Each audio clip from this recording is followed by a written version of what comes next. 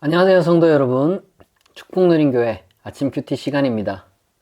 2026년 3월 12일 목요일, 오늘 함께 묵상할 하나님의 말씀은 요한복음 12장 12절에서 19절입니다. 제가 봉독하겠습니다. 그 이튿날에는 명절에 온 큰 무리가 예수께서 예루살렘으로 오신다는 것을 듣고 종려나무 가지를 가지고 맞으러 나가 외치되 호산나 찬송하리로다. 주님의 이름으로 오시는 이 곧 이스라엘의 왕이시여 하더라. 예수는 한 어린 나귀를 보고 타시니 이는 기록된 바 시온 따라 두려워하지 말라. 보라, 너의 왕이 나귀 새끼를 타고 오신다 함과 같더라. 제자들은 처음에 이 일을 깨닫지 못하였다가 예수께서 영광을 얻으신 후에야 이것이 예수께 대하여 기록된 것임과 사람들이 예수께 이같이 한 것임이 생각났더라. 나사로를 무덤에서 불러내어 죽은 자 가운데서 살리실 때에 함께 있던 무리가 증언한지라. 이에 무리가 예수를 맞음은 이 표적 행하심을 들었음이러라. 바리새인들이 서로 말하되 볼지어다. 너희 하는 일이 쓸데없다. 보라, 온 세상이 그를 따르는도다 하니라. 아멘. 오늘 본문은 예수님께서 예루살렘에 입성하시는 그 유명한 장면을 담고 있습니다. 그런데 이 장면에는 매우 이질적이고 그리고 상반된 두 가지 모습이 겹쳐 있습니다. 하나는 종려나무 가지를 흔들며 호산나를 외치고 열광하는 이 큰 군중의 모습이고, 다른 하나는 그들의 환호성 한가운데 이 초라한 어린 나귀를 타고 묵묵히 걸어 들어오시는 예수님의 모습입니다.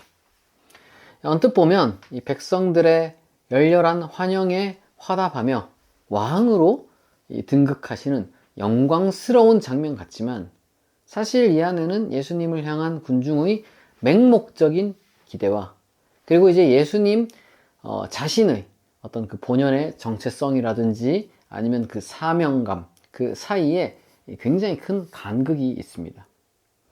이 당시 종려나무 가지는 이 승리, 그리고 민족 독립, 이런 것을 상징하는 것이었습니다. 그러니까 이제 거기 모인 무리가 이 종려나무 가지를 흔들며 호산나 구원하소서 이렇게 이제 외친 거는 로마 제국을 이 무력으로 무너뜨리고 이스라엘의 정치적 해방과 물질적 풍요를 가져다 줄 이 세속적 영웅이 예수님이라고 생각했기 때문입니다. 그러니까 그들이 예수님을 환영한 그 이유는 어떤 예수님께서 말씀하시는 그 하나님의 뜻과 진리와 사랑, 이런 것에 이제 이렇게 기뻐하고 찬양하고 감격하고 이런 게 아니라 자신들의 어떤 그 정치적 욕망을 채워줄 수단으로 이 예수님을 열망했던 거죠. 하지만 예수님은 그러한 이 정치적 열망과 전혀 상관없는 위풍당당한 군마를 타신 게 아니라 이 작고 초라한 어린 나귀를 선택하셨습니다. 그러니까 예수님은 그들의 기대처럼 무력으로 군림하는 정복자가 아니라 본인 스스로의 희생을 통해 영원한 평화를 이루고 영혼을 구원하는 이 겸손의 왕으로 오셨다는 것을 보여주신 거죠. 말로는 해도 안 들으니까 그런 식으로 이 퍼포먼스를 해서라도 깨닫게 이제 하시려고 노력을 하신 겁니다. 아무리 말로 해도 못 알아들으니까 뭔가 이제 보여주는 방식으로라도 취해야겠다 이러신 거죠. 이제 군중은 헛된 욕망에 사로잡혀서 계속 그래도 호산나 외치고, 예수님은 이제 그들의 환호성에 그러나 전혀 도취되지 않으시고 묵묵하게 예루살렘으로 들어갔습니다. 그러나 그거는 어떤 승리의 입성이 아니라 사실은 십자가의 길을 향해 가신 거죠. 예수님은 사실 언제나 이런 걸 속이신 적이 없어요. 언제나 있는 그대로 항상 말씀하시고 세상에 보여주셨습니다. 그 오병이어 사건 때도 왕을 삼으려고 하니까 사람들이 이제 예수님이 이제 그들을 피해서 뭐라 그랬냐, 너희가 떡을 먹고 배부른 까닭에 이렇게 나를 쫓아와서 왕을 삼으려 한다고 솔직하게 다 말씀하셨거든요. 그게 중요한 게 아니라고. 사람이 떡으로만 살 게 아니라 하나님 말씀으로 살 것이다. 아무리 가르쳐도 참 이 인간이라는 존재가 있는 그대로 바라보질 못해요. 아무리 예수님이 자기 자신이 가지고 있는 걸 있는 그대로 투명하게 보여주셔도 이 사람이라는 존재는 항상 자신의 이기적인 욕망이라는 안경을 쓰고 예수님을 바라보는 거죠. 예수님이 이렇게 말해도 그럼 A라고 말하면 A라고 들어야 되는데, 예수님께서 A라고 말씀하셨지만 사실 그거는 A-B 뭐 C, D 막 이렇게 그 뜻하신 거야 이런 식으로 꽈가지고 이야기를 하는 거죠. 때때로는 예수님이 일부러 이제 B나 C를 A로 이제 말씀하신 때가 있긴 한데, 우리는 이제 예수님께서 일관성 있게 가르치고 이제 또 자신의 행보들을 보여주신 걸 통해서 이게 A를 A라고 말씀하신 것인지 아니면 B인데 A라고 말씀하신 것인지 우리가 알 수 있단 말이죠. 그런데 자꾸 자기 마음대로 해석을 하는 겁니다. 예수님께서 어린 나귀를 타셨다는 게 뭘까요? 힘센 군마를 탄 장군이 아니라는 겁니다. 예수님은 처음부터 이 땅의 가장 낮은 곳으로 임하셨습니다. 그리고 예루살렘으로 입성하실 때도 참된 겸손한 모습을 우리에게 몸소 보여주셨습니다. 만왕의 왕이신 예수님조차 작고 초라한 나귀 새끼를 타셨는데, 정작 그분을 따른다는 그리스도인들은 세상에서 더 화려하고 더 큰 군마를 타지 못해 안달나 있는 것 같아요. 열광하는 거죠. 예수님이 저런 군마를 타시니까 나도 그에 준하는 군마를 탈 수 있겠지. 그러나 우리가 그리스도인이라면 예수님이 보이신 모범을 따라야 할 것입니다. 한편 이토록 열광하는 무리들을 바라보며 그 가운데서 바리새인들이 이렇게 이야기를 해요. 볼지어다 너희 하는 일이 쓸데없다.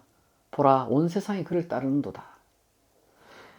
이 말의 뉘앙스를 정확하게 우리가 이제 파악하긴 어려워요. 적어도 이거는 그래도 예수님을 향한 그들의 어떤 그 신앙 고백은 아니라는 겁니다.